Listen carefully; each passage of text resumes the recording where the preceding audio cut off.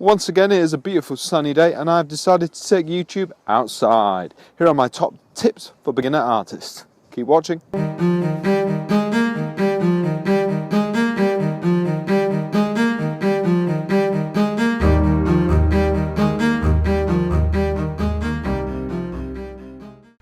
Draw regularly. Every hour, every day counts. It really does make a difference. You can't just draw on weekends and expect yourself to get better. It really does make a difference that you draw every day. And you need to improve yourself by drawing different things as well. I can't stress this enough. You really have to draw lots of different things and keep drawing on a regular basis. You know, it's not just something you can dip in and out of. You have to make the effort, and you can't just say, oh, I've got other things to do. Draw regularly. It's that simple. Practice anatomy. There's nothing worse than a brilliant drawing or painting where somebody's gotten the anatomy all wrong. Really, it looks bad. And it shows.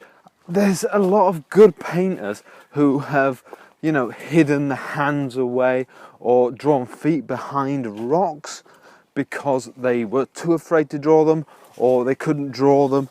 And to be honest, yeah, it looks kind of bad. So practice anatomy, get good at it. People notice it and it looks awesome. So practice it. Go to life drawing classes. They really will improve the speed of your art because you only get so long to draw something. You know, normally it's an hour, 10 minutes, 15 minutes. There are all kinds of things you do in life drawing classes and it really will improve your art. So go and you will learn.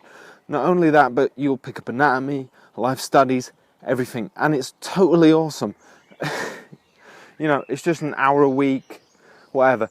Don't be too precious about how good of an artist you are. There's loads of people there, from amateurs to professionals.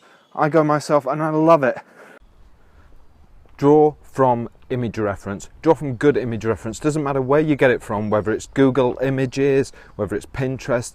Use an image reference and make sure it's a good one. Because if you draw from memory, it's not going to be great. Look at these cars around me. If I try and draw these cars from memory, it's not going to look great.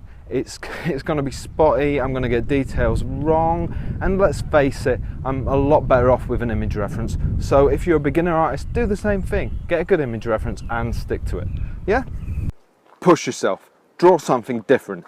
I get it. You like drawing boobs. Boobs are fun.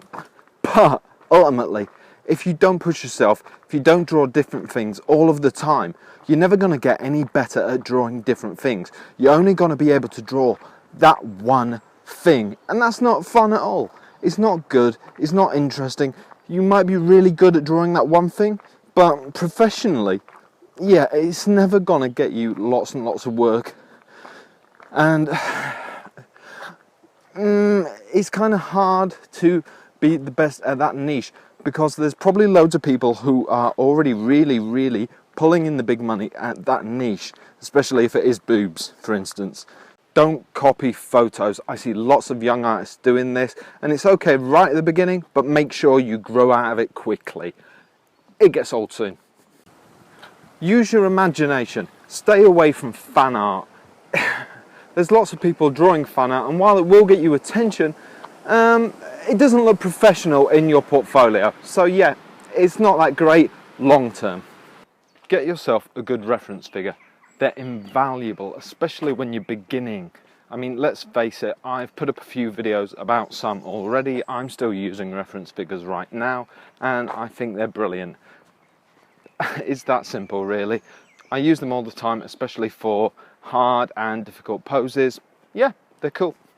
Surround yourself with other artists, better artists if possible. I mean, let's face it, YouTube is brilliant and you're surrounded by some of the best artists in the world. But real life artists I'm talking about here, you want to be able to ask them questions in person. Obviously you can always email me a video link to a question, but there's no substitute for being surrounded by actual artists in the flesh, so do that. Get your composition right before you start working on the actual picture. That's really important. There's nothing worse than a picture with bad composition but brilliant detail. It's kind of a big thing about beginner artists.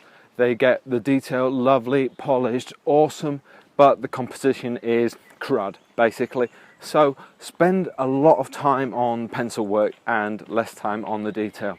Pretty important. Use focal points on your images. It's important to not want to look everywhere. Okay, I kind of do that on mine a little bit, but yeah, it's important to have a couple of focal points, be it the face or a sword or just something. Pick out a couple of points that are important for somebody to look at when viewing a piece of yours. You know, whether you draw more details on that particular part or whether everything else is not as detailed or maybe blurry, you know, pick out some focal points. You know, it's something I see a few beginner artists not doing. Try painting in black and white more often. You can add colour later, but you want to try and get to grips with tonal ranges. That's why I wear these cool, snazzy red glasses. They really help me to learn and appreciate colour values more. I see in tones when I look around because I only see the red spectrum. How cool is that? Plus, it's like Terminator vision. Do-do-do-do-do. Do-do-do-do-do. I won't do too much because YouTube will obviously pick up and ban this video for the cool music I'm playing. So there you have it. They're my top tips for beginner artists, and hopefully I'm also going to do a top mistakes by beginner artists as well. So tune in for that. Hopefully, if it's a nice sunny day just like today, I'm also going to film that one outside, and that should be out next week. Okay, so tune in for that, and I shall see you real soon. Obviously, I'd love to hear your thoughts and opinions. If you know any more tips for beginner artists, then please share them, and I'd love to read them. So yeah, please share them with everybody below in the comments, and see you later. Well, thanks for watching. Be sure to comment, like, and even subscribe to my channel, Lawrence Can Draw.